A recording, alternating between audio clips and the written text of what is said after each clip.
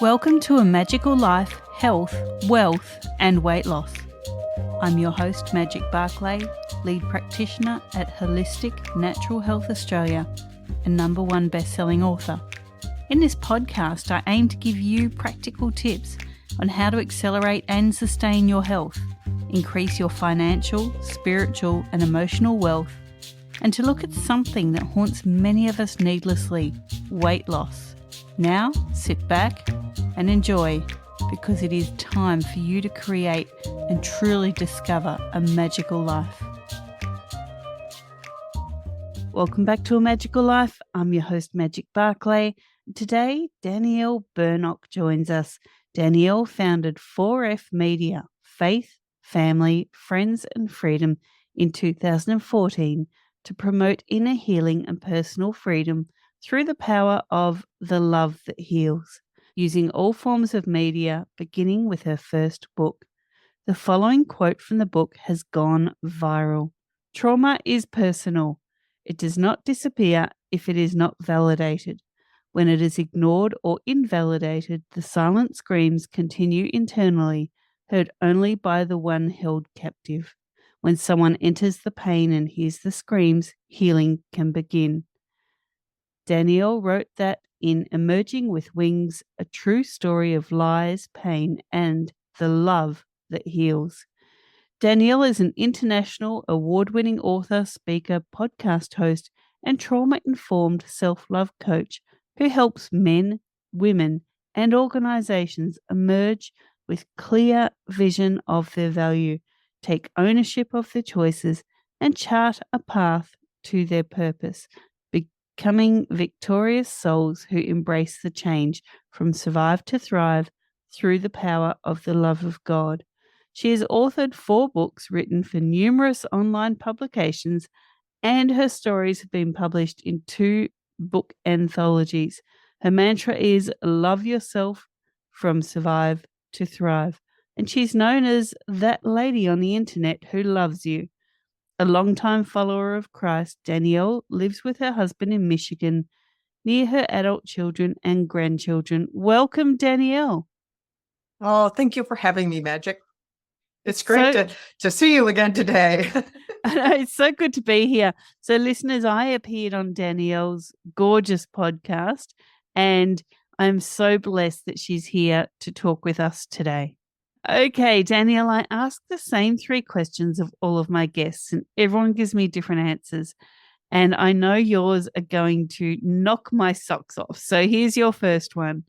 What can your expertise do to accelerate health, not just physical, but also emotional and spiritual health? I help people deal with trauma, and that affects a person's emotional and spiritual health. It's the very core of what I do, and trauma wreaks havoc on people's emotional health and spiritual health, physical health, every aspect of their life. So I feel like I deal with something that is a very core thing that I had to struggle to heal in my own life. My desire is to help others not have to struggle to find the answers and steps that will actually help them, because they don't have to make it up themselves. I had to search and find and get the answers myself. And now I've gathered them and I want to share them with others. So that's where my expertise is. I did this myself, and now I share that with my clients and with my readers and my students in my courses. Now, our second standard question is around wealth. People often think wealth is just the financial, but it's also emotional and personal wealth. So what are your top 3 tips to creating wealth? I love how you elaborated on wealth, because wealth is money, but wealth is much more than money. There are people who have a lot of money and they're sick, or they have terrible relationships. They have other things going on. So they're not truly wealthy. To me, wealthy is a whole life thing. It's not just money, though money is a part of it. Top 3 tips on that is you have to constantly learn. The world is changing. We don't know everything. We have to constantly be learning. We need to be a continuous learner. And the second thing is we have to learn how to love ourselves, because if we don't love ourselves, we will constantly self-sabotage, self-medicate, maybe by going shopping, or other ways of overspending, and also sabotage relationships. So you have to deal with your emotional health and loving yourself, because we love other people through the lens of how we love ourselves. So we really have to work on self-love, and we have to heal. That would be the third one, is to heal from the things that tear us down, that keep us from loving ourselves. We have to not sweep things under the rug. We can't pretend it didn't happen. We can't say, oh, I'm fine, when we're not. Because if we don't deal with those things, they're going to tear us down in our life, and we are not going to be fully functional.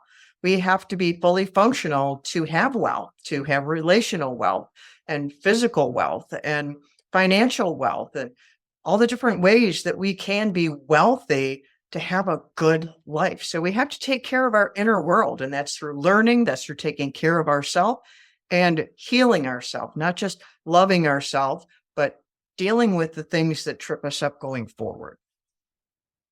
And our final standard question is around weight loss. Have you ever battled your weight? If so, how did you win that war? And what can you offer the listeners who may be on that journey?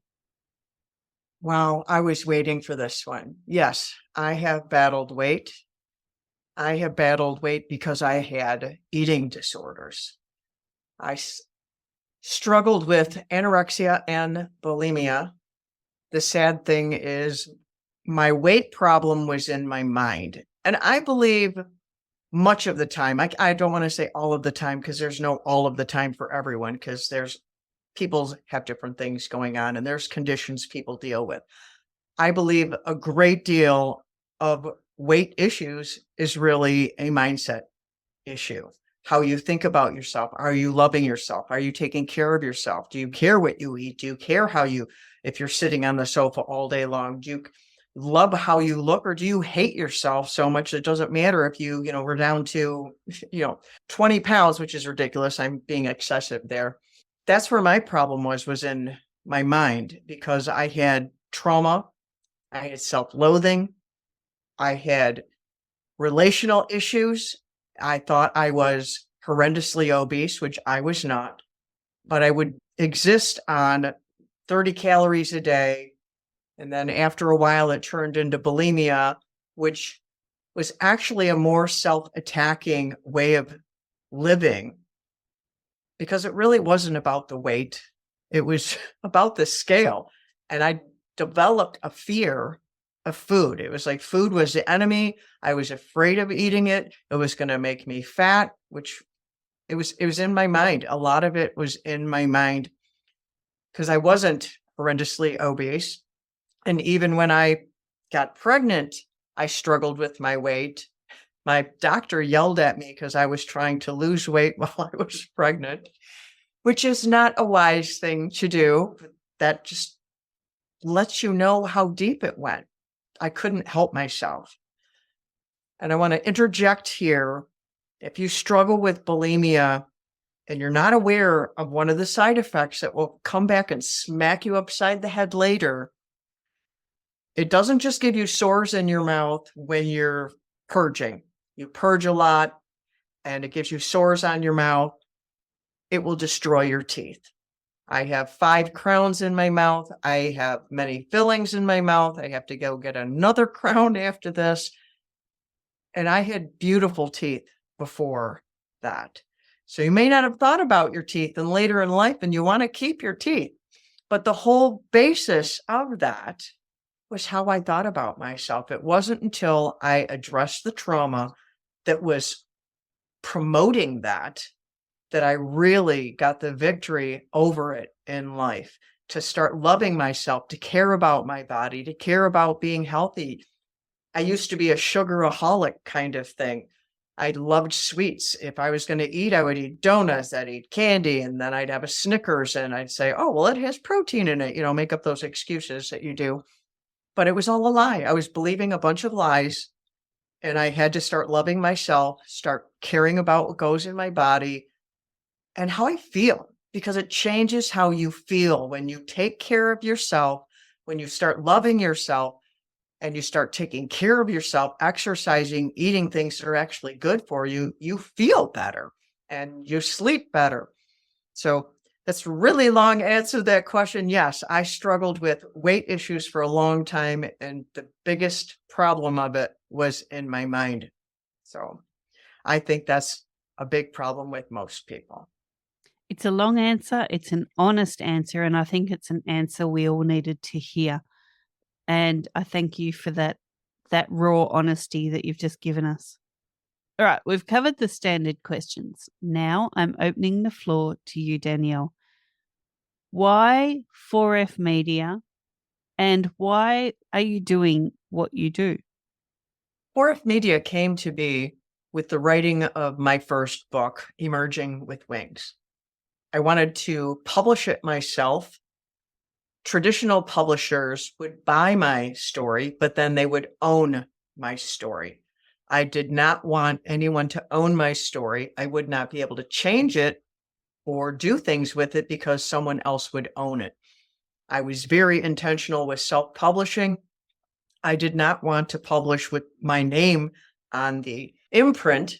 That felt cheesy. It felt not professional. It felt less than, what a book deserves. A book deserves a proper imprint. So I created 4F Media for that imprint. But I gave thought to it. It's like, well, what am I going to do? And what will happen after this? And so I tried to do some forward thinking with that. And I thought about the 4 things that were most important to me, which are what 4F Media is: faith, family, friends, and freedom. Faith is the core of who I am. Family means the most to me. We can't live without friends, and I had to get free from the trauma. And we can be tripped up in so many things, even how we had just talked about the weight. We can get imprisoned to our body, to our mind, to our eating patterns or whatever. And there's so many things that we need to gain freedom for. And I imagined moving forward, hopefully, very sheepishly, I will say a little bit, because I was not as bold then as I am now. But I think I had a very hopeful view. So 4F Media, I was for all forms of media because I was publishing a book. But I knew that there were many other ways to share a story. I had no concept that I would have a YouTube channel back then or a podcast and all the things that I do now. But I think I was just reaching for possibilities, and I wanted to be ready for that with 4F Media. And so that was the imprint for my first book, Emerging with Wings. And then after I published it, I ended up republishing it because I discovered a copyright issue in it, which is hilarious to me now. I was so anal about not putting anything in there that would break copyright or would infringe on anything. So much research I did. Then to discover that, I was so horrified. So I had to republish it, but it worked to my favor. I had a new cover. I got endorsements for it. I was able to update some things with it. So it worked really well. And after I republished it, and that was only in a few months that I did that, so it was all in the same year that it took place, I started getting feedback from people. That quote that you had shared, trauma is personal. When I penned that, writing the book, I believe that was a revelation from God for me. I had been busy dismissing my trauma because I compared it to catastrophes. I compared it to other people. And theirs was worse because it fed into the trauma that I had in my heart and in my soul, because trauma leaves that mark there. It strips a person of their sense of value and their sense of self.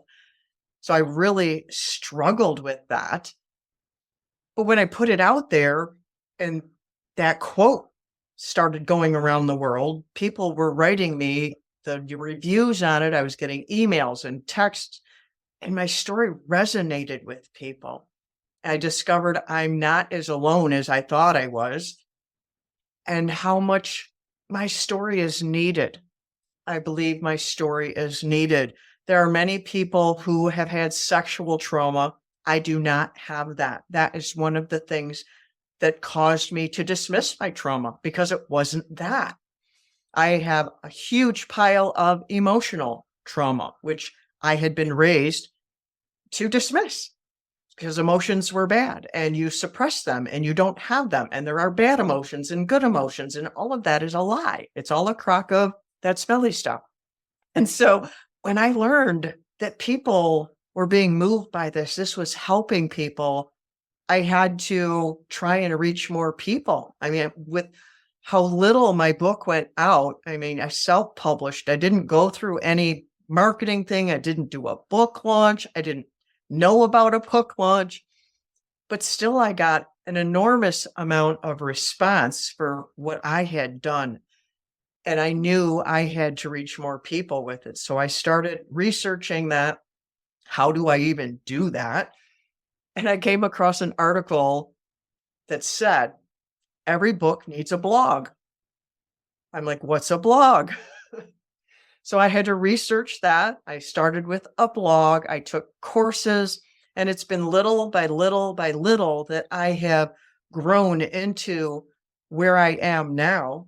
I started 4F Media back in 2014, because my book was published in 2014, and I've just grown with the whole thing, growing with how I can serve people, because my heart is to help people. I was miserable for so long, and I didn't understand why I was miserable. I didn't know how to stop being miserable. I didn't know what caused it. So I was just kicking and screaming and clawing and climbing and reading and researching and striving to just stop being miserable. In my book, my first book, I said, I have gotten to where I am today by refusing to stay where I was. Change is something that I've had to go through over and over and over and over again. And people resist change. That's part of what I do, is help people to embrace the change from survive to thrive. People get comfortable in survival mode. And it's great to survive. That really is a good thing to survive. I don't slam that at all. That's congratulations, you survived. But there's so much more. There's so much more to life than just surviving. And I try to help people to dare to go past that survival mode. Do you want to thrive? Do you want to live a best life? Do you want to feel good? Do you want to get rid of the misery? Do you want to get rid of the things that hold you back, so that you aren't satisfied with life? You don't have that wealth that we talked about. You don't have a wealth of enjoyment in life. I believe God created us to enjoy life. I mean, I'm a Christian, and Jesus said he came to give us life, and that abundantly, but it doesn't just land on your head. You have to be a participant in life, because life happens to people. Bad things happen to people. The world is full of all kinds of things that happen. Nobody gets out of here without trouble. There's just no way around it. So I want to help people to embrace that change from survive to thrive. And love is so core to all of that. I didn't know that I was loved. I grew up feeling unloved. That's a side effect of something called childhood emotional neglect. And it's really rampant out there. So I have become that lady on the internet who loves you. Some people think that's cheesy, but I don't care, because people show up to listen on my podcast, to watch my YouTube channel, to hear me do my lives, because I do all of my short little things for my podcast. I do them live. Almost all of them I do live on Facebook, because I want them to be vulnerable. I want them to be real. I want them to see me.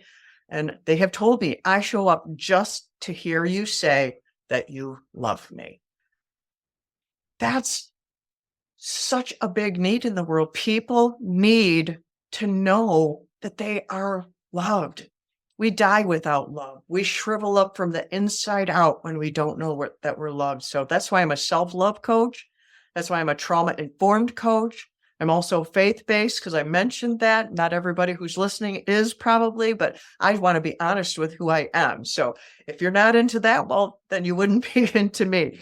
But I love you no matter where you're coming from, no matter what your faith base is, no matter who you are or what you've done. God loves me all the time and he loves you all the time. And I am here to tell you, you are loved. You have great value. And if I can help you to get out of misery and to get past surviving, to thriving, then that blesses my heart. Nothing makes me happier than that. And something I wanted to make sure that I wanted to say in this podcast, and I thought of earlier, I forgot about it during the weight part because this was just so powerful to me. One of my coaching clients, when she came to me, she didn't really know she had trauma, which is par for the course with many. She dismissed trauma. She came for a different reason, but she ended up dealing with trauma and she was overweight. After she finished coaching with me, she ended up dropping about 50 pounds or something like that. It was astounding. She looks fantastic now. And she told me, I think I was full of tears. And once I got those all out of me, the weight just came off.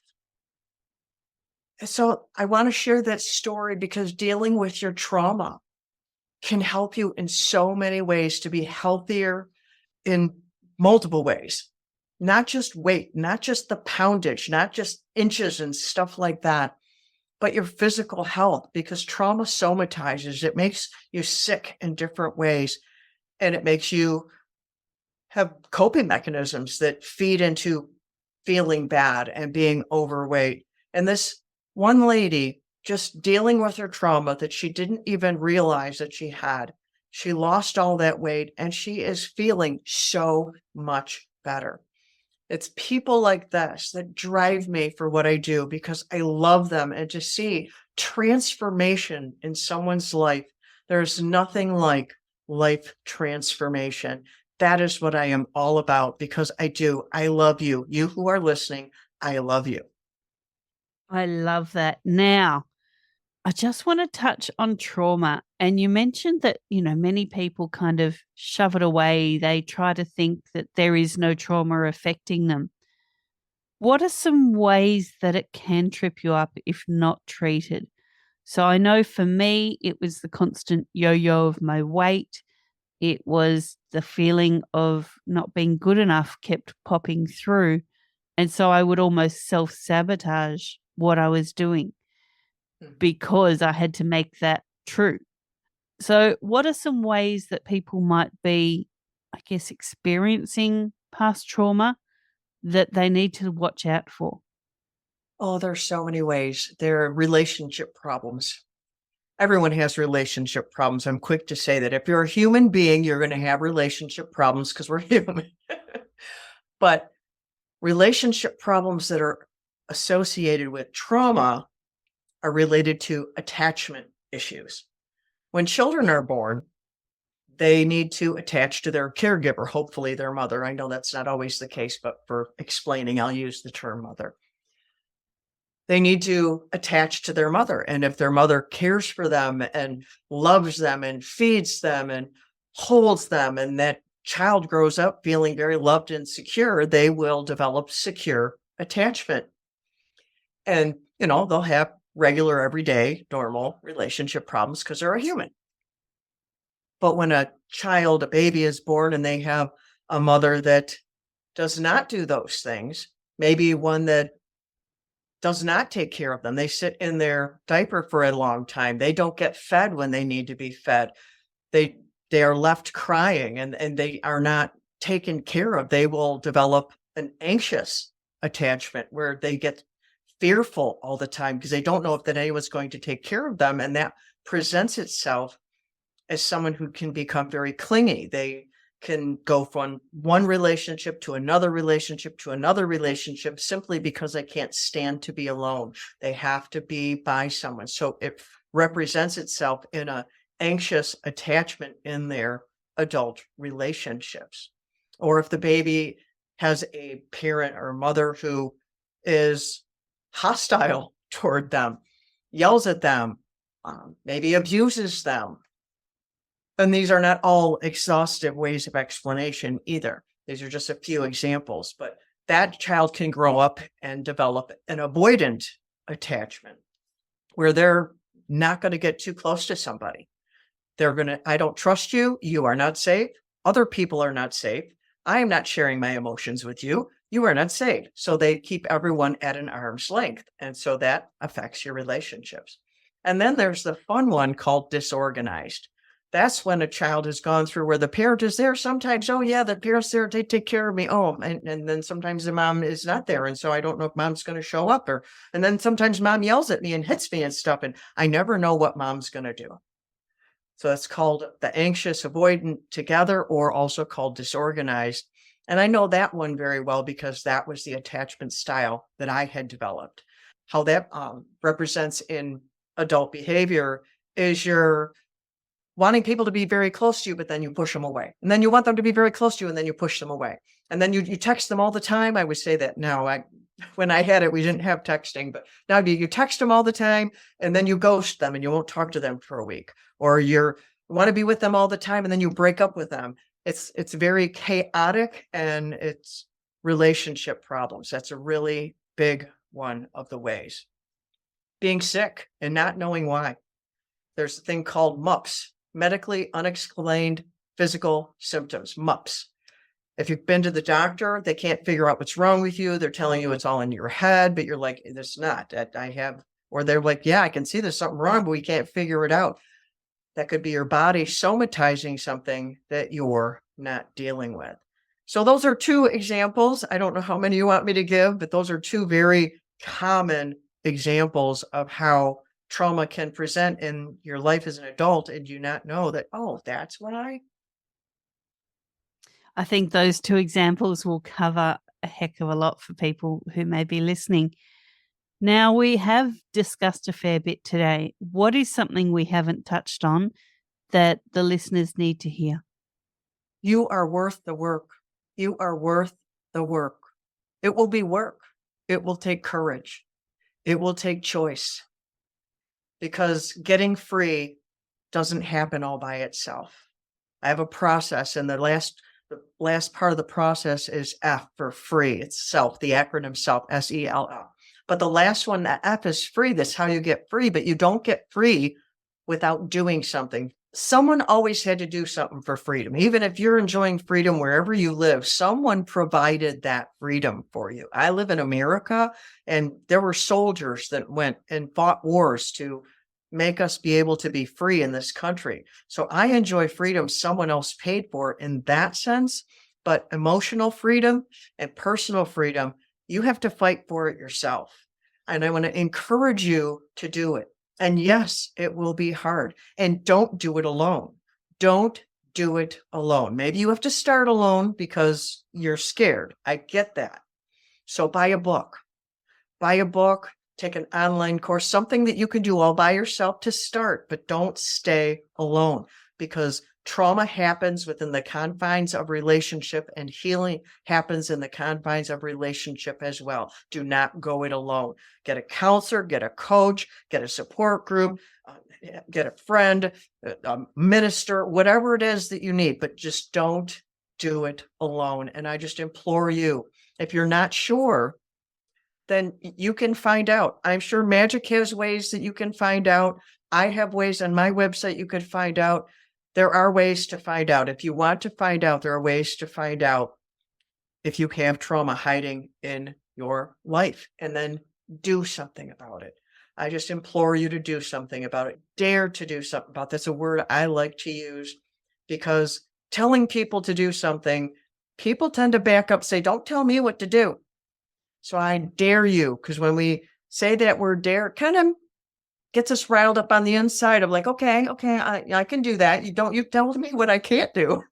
So I like that word of daring. I dare you to love yourself enough to fight for your wholeness, to fight for your freedom, to see what's going on in your life, to expose why it's going on, to love yourself enough to take that step of freedom because you matter. And I love you. Beautiful words indeed. Now, we love freebies here, Danielle. So what can you offer the listeners and where can they find it? Something that I think would fit very well with what we talked about today is I have an emotional health journal available on my website, daniellebernock.com, on the tab Free Resources. It's a 30-day journal. It's absolutely free. It has inspirational quotes or motivational quotes, one every day. And it takes about 5 minutes. You could take longer if you want, but it doesn't have to take a lot of time. And what it is it asks you 5 questions every day, and it causes you to pause, to be self-aware, to pay attention to how do you feel, to take care of your emotional health, because everything flows from the inside out. So I'd like to offer you that for free so that you can take care of your emotional health because your emotions matter. And so that website is daniellebernock.com. Look out for Danielle's gorgeous podcast and also all of her amazing work and books and everything on YouTube. Danielle, thank you so much for joining us today. Oh, thank you for having me and letting me share. It was such a joy. Certainly was. And listeners, thank you for your time. We really do appreciate the time that you spend listening to these episodes. And for now, go forth and create your magical life. Thanks for listening today. Please subscribe to hear future episodes, leave a review, and share this podcast. Drop us a line at A Magical Life Podcast on Facebook and let me know what you would like to know more about. You can find us on Instagram at Holistic Natural Health, that's holistic with a W, or at www.holisticnaturalhealth.com.au. That's where you'll access all sorts of articles, freebies, and more.